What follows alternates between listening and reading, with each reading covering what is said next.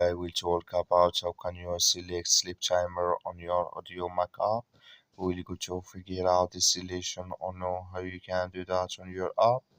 So you just follow this ways, then it's going to work with you.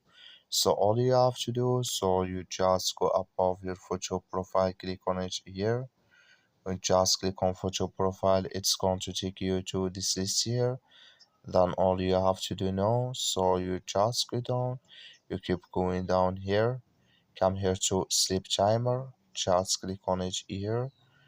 So then it's going to show for you here before ads. So just switching to open with you here, you click here on unlock sleep timer. When you just click on it, then it's going to show for your list like this here. And here can you select here sleep timer in this list. When you're done, just click here on set timer, then it's going to add with you. That's all you have to do. Thank you for watching. Don't forget to support us by liking, subscribe.